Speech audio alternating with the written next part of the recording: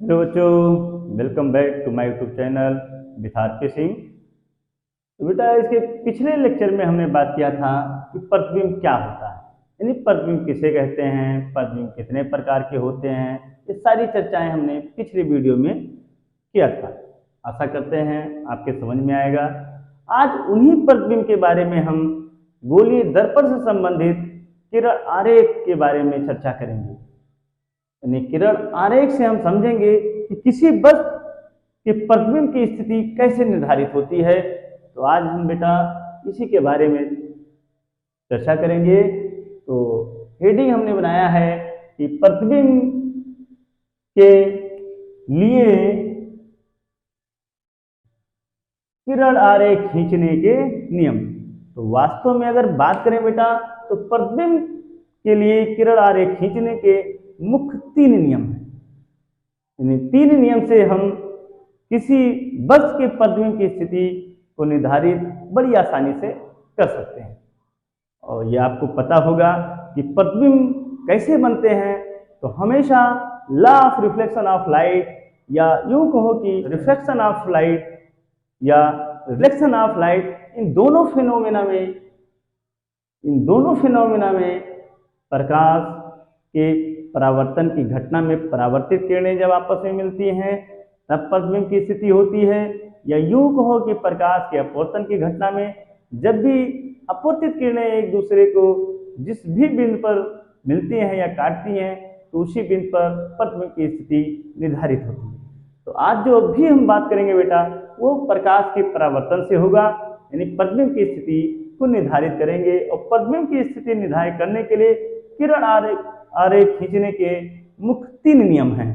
जो पहला नियम है, और ये भी किरण आरेख खींचने के लिए हम अलग अलग दर्पणों के लिए अलग अलग हिसाब से समझेंगे, लेकिन रूल दोनों के लिए एक ही होगा। तो बात करते हैं बेटा, यानी जैसे हमने बताया कि प्रतिबिंब खींचने के लिए किरण आरेख खींचने के 2 नियम हैं। तो अवतल दर्पण में किरण आरेख खींच के देखते हैं कि कैसे हैं, किस हिसाब से हैं, किस हिसाब से किरण आरेख हम लोग डरा करते हैं। तो नंबर 1, अवतल दर्पण के लिए किरण आरेख खींचने के नियम। तो पहला नियम क्या कहता है बेटा? पहला नियम कहता है कि जब भी किसी गोलीय अवतल दर्पण में हमने बात किया है अवतल दर्पण की, तो अवतल दर्पण इसके पहले बताया गया बेटा, इसका परावर्तक तल दबा होता है। तो ये इस गोलीय अवतल दर्पण का द्वारक है, और ये इसका मुखच्छ है, और ये इसका ध्रुव है। तो पहला नियम क्या कहता है बेटा कि मुख्य अक्ष के समांतर आने वाली प्रकाश किरणें दर्पण के परावर्तक तल से टकराने के उपरांत सदैव मुख्य फोकस से होके जाती है। ये इनका पहला नियम है, यानी किरण आरेख खींचने का पहला नियम है कि मुख्य अक्ष के समांतर जब भी कोई किरण जाएगी तो दर्पण के परावर्तक तल से टकराने के बाद सदैव मुख्य फोकस से होकर जाएगी। दूसरा नियम क्या कहता है इनका कि जब भी किसी गोलीय अवतल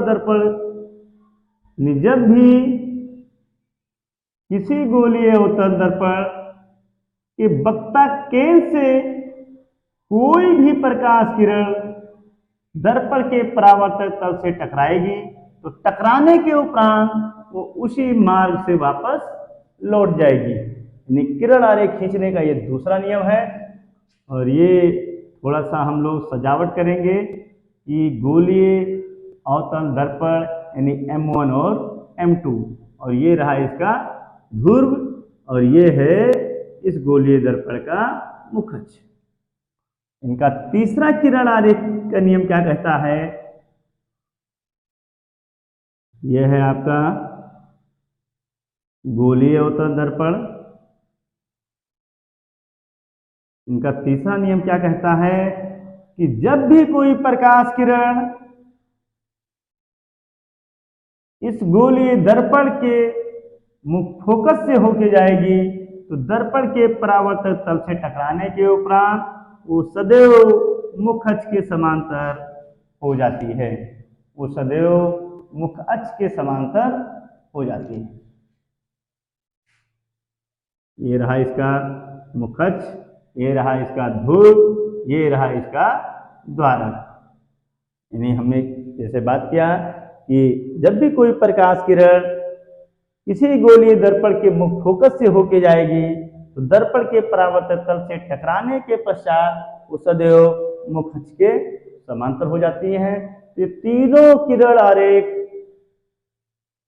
प्रतिबिंब की स्थिति को निर्धारित करने के लिए बनाए गए हैं, जिसकी सहायता से हम किसी वस्तु के प्रतिबिंब की स्थिति आसानी से पता कर सकते हैं या यूं कहो कि ज्ञात कर सकते हैं। इसी प्रकार सेम उत्तल दर्पण के लिए भी होगा। यानी दूसरा अगर हम बात करें उत्तल दर्पण के लिए, उत्तल दर्पण के लिए किरण आरेख, तो सेम कॉन्सेप्ट, सेम प्रोसेस, बस थोड़ा सा इसमें डिफरेंस है कि यहाँ पे जाती हुई प्रतीत होती हैं, जाती हुई है यानी परावर्तित किरणें किसी एक बिंदु से या एक बिंदु से जाती हैं। उत्तल में क्या होगा कि एक बिंदु से आती हुई प्रतीत होंगी। वो देखो किस हिसाब से हम किरण आरेख खींचते हैं। तो आपको पता है बेटा, आपको पता है कि उत्तल दर्पण क्या होता है।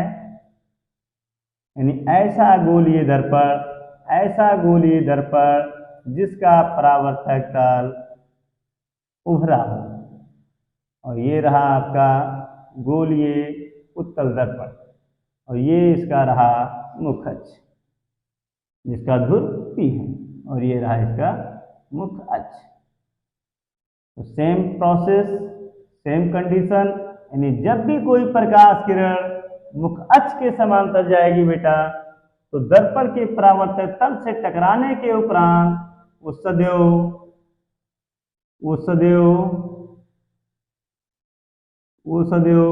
मुख फोकस से आती हुई प्रतीत होगी। फिर से कि जब भी कोई किसी गोलीय उत्तल दर्पण में जब भी कोई प्रकाश किरण मुख अक्ष के समांतर दर्पण के परावर्तक तल से टकराएगी तो टकराने के उपरांत परावर्तित किरण मुख फोकस से आती हुई प्रतीत होगी।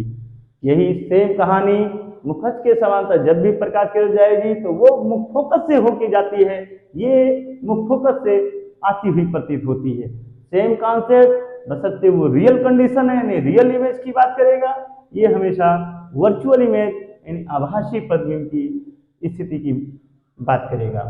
इसी प्रकार दूसरा जो नियम है इनका, यानी ये रहा आपका उत्तल दर्पण, और ये रहा इस उत्तल दर्पण का द्वारक यानी नियम 1 नियम 2, और ये रहा इसका मुख अक्ष, और ये रहा इसका ध्रुव। दूसरा नियम क्या कहता है कि वक्ता केंद्र से, तो अगर ये गोलीय उत्तल दर्पण है तो इसका वक्ता केंद्र बेटा हमेशा कर्व की बेंडिंग की ओर होती है। किसी भी कर्व सरफेस की हमेशा सेंटर उस कर्व के बेंडिंग की ओर होती है। यानी कहने का मतलब है कि इस गोलीय उत्तल दर्पण का वक्ता केंद्र इसके दाईं तरफ होगा। तो सेम प्रोसेस, यानी जब कोई प्रकाश किरण किसी वक्ता केंद्र से होके जाएगी तो परावर्तन के पश्चात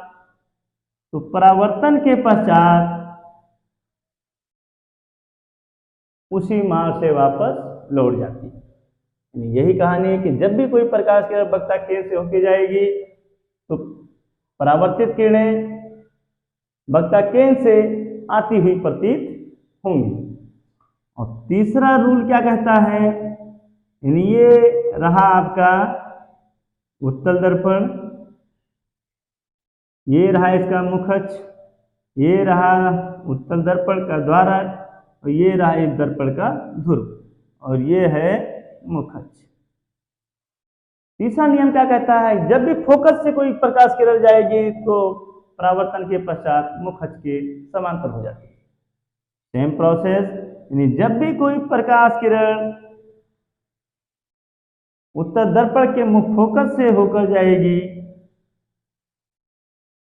तो परावर्तन के पश्चात सदैव सदैव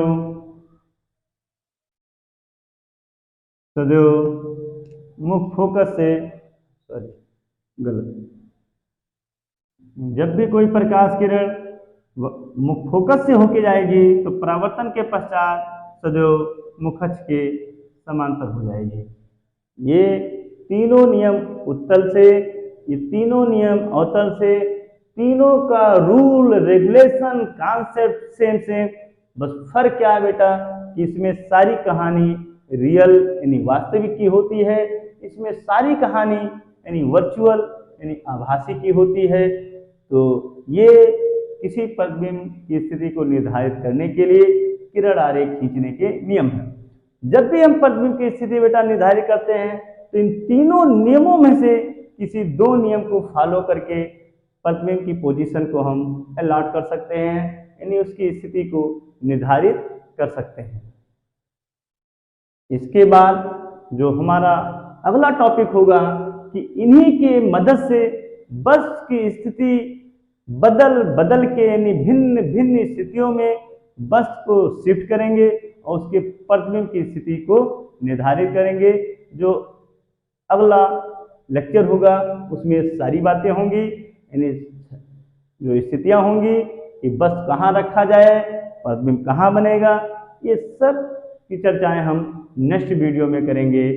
थैंक यू सो मच।